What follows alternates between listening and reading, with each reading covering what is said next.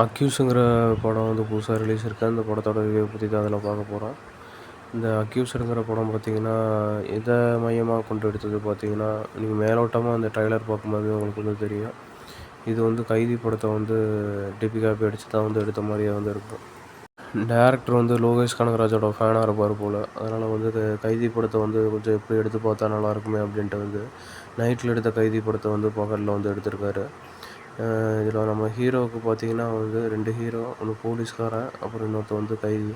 கைதி தான் main hero. ஆனால் நம்ம போலீஸ்காரன் தான் வந்து மெயின் ஹீரோ ஓட்டம் வந்து இதில் காமிச்சிருக்காங்க. நம்ம கைதிக்கு வந்து பழைய ஃப்ளாஷ்பேக் ஒன்று இருக்கும். அவங்க ஒரு பொண்ணை வந்து லவ் பண்ணிட்டு இருப்பாங்க. ஆனால் அந்த பொண்ணை வந்து இந்த கொடூரக்காரங்க வந்து கொலை பண்ணியிருப்பானுங்க. அப்புறம் ஏதோ ஒரு சம்பவம் ஆயிடுச்சு. அதனால் வந்து இவங்க மற்ற அந்த கெட்ட கேங்கில் இருக்க ஒருத்தர் வந்து கொன்னுட்டார்.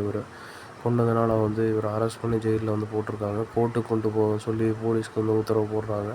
அப்போ போலீஸ் வண்டியில் வேனில் போயிட்டுருக்கும்போது பார்த்திங்கன்னா, போலீஸ் வேனை வந்து அந்த கெட்ட அடியாளுங்களால் வந்து ஹைஜாக் பண்ணப்படுது. அப்புறம் எல்லா போலீஸுமே வந்து போட்டு தள்ளிடுறாங்க. இங்கே ஒரே ஒரு போலீஸ் மட்டும் தப்பிச்சிடுறாங்க, நம்ம ஹீரோ. அப்புறம் தப்பிச்சதுக்கப்புறமா இந்த கைதியை எப்படியாவது கோர்ட்டுக்கு கொண்டு போகணும், அதான் வந்து இவரோட வேலையாகவே இருக்குது. அதுவும் இந்த இவனை கொல்றதுக்கு வந்து தேடிட்டுருக்க இந்த மற்ற கொலைகாரங்க இருக்கானுங்களே, அவனுங்கிட்டேருந்து அந்த 5-6 பேர்கிட்ட இருந்து இவனை எப்படியாவது உசுரோட காப்பாற்றி கோர்ட்டுக்கு கொண்டு போகிறதா வந்து இவரோட வேலையாகவே இருக்குது. அதான் அந்த படம் ஃபுல்லாகவே வந்து காமிச்சிருக்காங்க.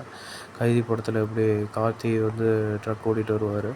ஆனால் இதில் கொஞ்சம் டிஃப்ரெண்ட்டு. இதில் வந்து நம்ம போலீஸ்காரர் இருக்கார்ல, இந்த போலீஸ்காரர் தான் வந்து நம்ம கைதியை வந்து கூப்பிட்டு போயிட்டுருப்பார் எல்லா இடத்துக்குமே. பத்திரமா சேஃபாக எப்படி கோர்ட்டுக்கு கொண்டு போகணும் வந்து எல்லாத்தையும் முடிவு பண்ணிகிட்ருப்பார் அவர்.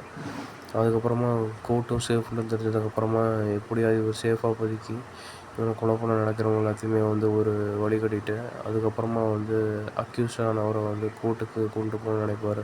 இதெல்லாம் அவர் பண்ணுறதுக்கு காரணம் ஒரு ஃப்ளாஷ்பேக் ஃபுல்லாக தெரிஞ்சிடும் போலீஸ்காரருக்கு. அதனால தான்